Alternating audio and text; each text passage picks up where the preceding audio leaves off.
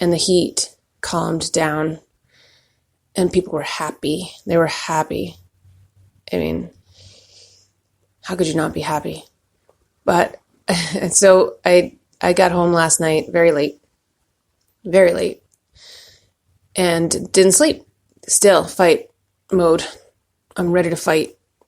I'm ready to take on the next task. So here I am.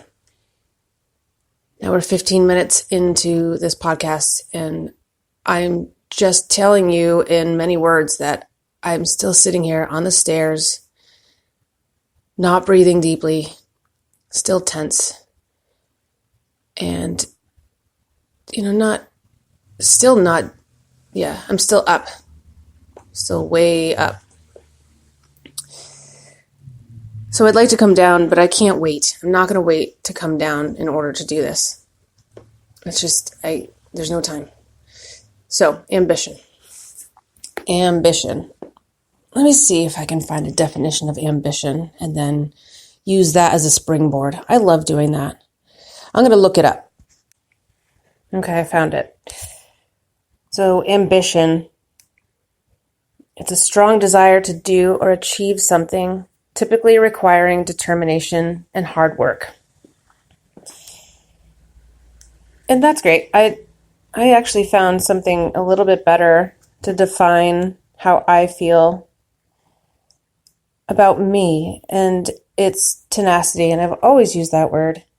And tenacity is the quality or fact of being very determined, determination. The quality or fact of continuing to exist, persistence. Oh, I like that one even better. The quality or fact of continuing to exist, persistence. Wow. That's the one I'm going to go with. So yesterday I went up on stage, and I'm going to start to admit things to you, and I'm starting to come down now just by talking. So I never put on an act. Sometimes I'll amp up my voice and stuff, but if you see me on stage or off stage, I'm the exact same person. And so it's always helpful to me when I'm going up on stage with a clipboard full of stuff that I have to say, like I did yesterday. 4 pages of things that I needed to remember. Great things. Sponsors. Stuff about Levitt Amp Foundation or the Levitt Foundation, and I don't even remember what else, but I had it all in my clipboard, and I get sort of frazzled when I have a clipboard in my hand because it means that I've got to focus outside of my head. And when I do that, I lose some of my personality. And when I lose some of my personality, I feel lost. I actually feel lost. And so I prefer talking with people either in person or, just in person. I mean, I'm not talking to you in person right now, but you can hear my voice. You can hear how I talk. And sometimes I'll explain to you my physical surroundings, but I like to talk to people in person. And so here I am going up on stage with my clipboard and stuff, and I set it down on the ground. And I always go up on stage in bare feet too. There's something pretentious. Maybe not, that's not the word. I'm not judging you for wearing shoes. I don't judge people for wearing shoes. I had my house foreclosed on, so I don't judge people for anything, honestly. Nothing. So I go up without shoes because when I put fancy shoes on, which I don't own, by the way, I feel less grounded. So I kick my shoes off and I run around the entire time without shoes because I am no more and I'm no less than anyone else out there.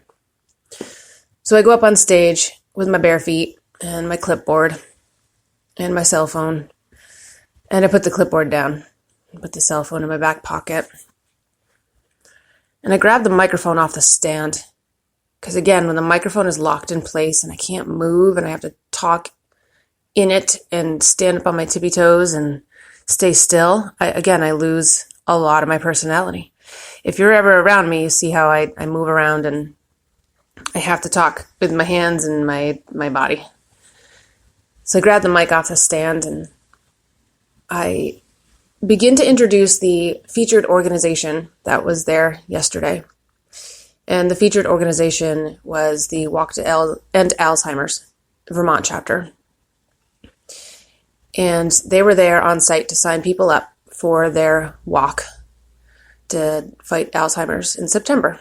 And so they were recruiting people to sign up and create a team and come out and, fight, earn money for a cure, research. So I went up, and all it took was a second for me to just shut my eyes for a split second and open them back up. And I looked out, and there's 1,500 people waiting to hear what I have to say. And I gave them the story of my father.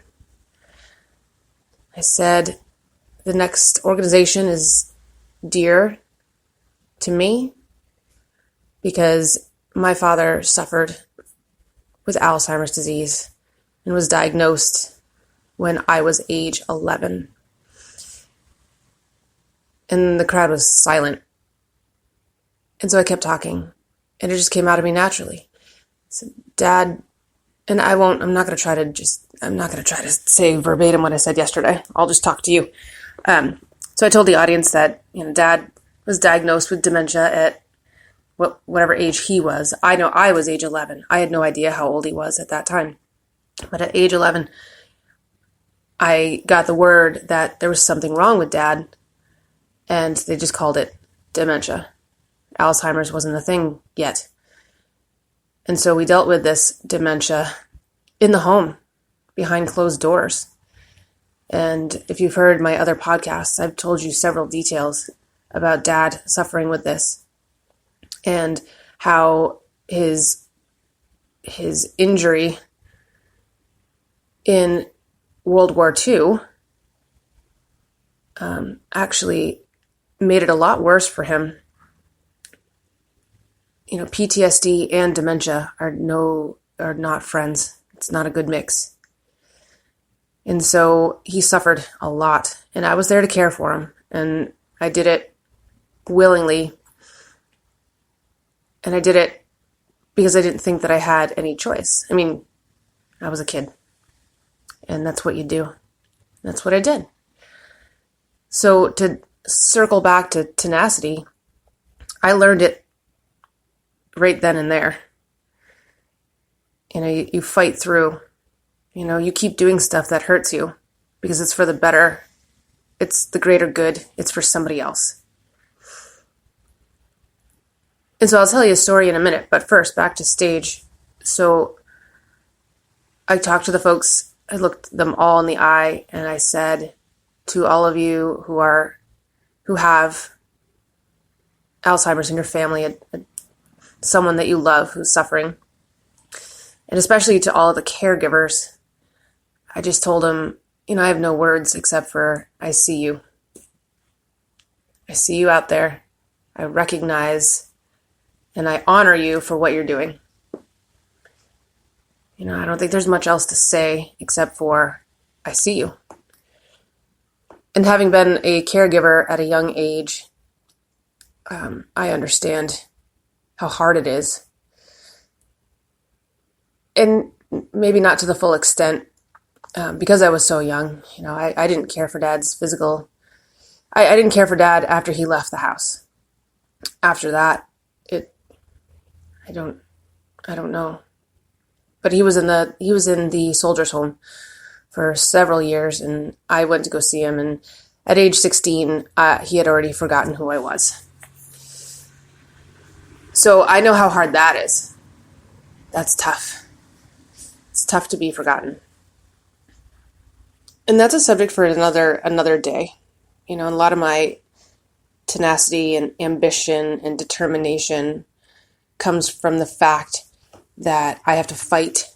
I feel I have to fight. And I do have to fight. I've had several experiences that remind me that I have to fight for my name all the time. Sometimes I fight the wrong fight, but I think for the most part, I'm fighting the right one. So anyway, it felt so good, so surreal to talk to that many people in honor of my father and in honor of the folks out there who are dealing with the same stuff. And then I introduced the folks from the Walk to End Alzheimer's, and they shared their stories too. It was a lovely moment. And that's one I wish I could relive, honestly. Because that was a true moment of silence and of recognition and of love. And that was great. Oh, okay. So now I'm sidetracked. So tenacity, ambition. All right. So where do I get it from? And since I'm talking about Dad, I'll start from there. I get it because of him. And a lot of it is on my end, how I responded to what was going on in my house. I had to be tenacious or I wasn't going to survive it.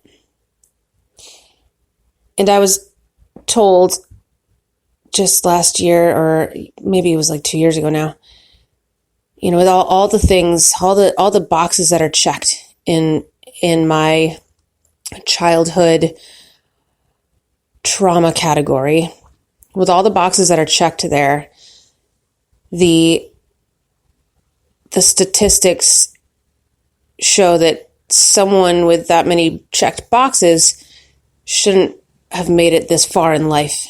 Statistically, they are more often, their lives are more often shorter due to, and I'll just say what he said to me, they're shortened by drug abuse, gunshot wound, suicide. Did I already say drug abuse? Yeah, I did. When he ticked those off for me, I went into shock. Because no one has said that to me before. And not that I didn't know. I didn't realize that. Because I've always been a fighter. And I'm not sure how that statement made me feel in the moment. Besides being shocking. But I think it proved to me that whatever personality trait I got dealt, be it annoying or not, it's the one that has kept me alive. So I'm grateful for it. And I can't change it. I can't. So if you don't like it, I'm likable. I think I'm pretty likable. I think people don't like me. There's some certain people who don't like me because I've gotten to a point in my life where if you are, and I'll give you, this is a real example. If you are someone who likes to tear down other people, just mindless stuff, tear down other people, complain about shit that really doesn't matter, get all caught up in just being negative for the sake of being negative, I tossed them out of my life. And there are several examples of folks that I had to do that with. So they don't like me, and I'm okay with it. When you know you're doing the right thing, you can still sleep at night. Not to say that I still don't love them dearly. I just can't be around it. That's all. It was a personal choice. They know that. And that's it. That's all I have to say about that. So, tenacity. Yeah. So yeah, I've got this personality. And this personality has kept me alive. It's kept me going. I had this situation happen. Not this situation, but something happened to me when Dad was ill. And it's one of the stories that defines me. And we'll see where it takes us. I'm just going to tell it because I haven't told it yet. Let's just see how it fits into the story. So dad was staying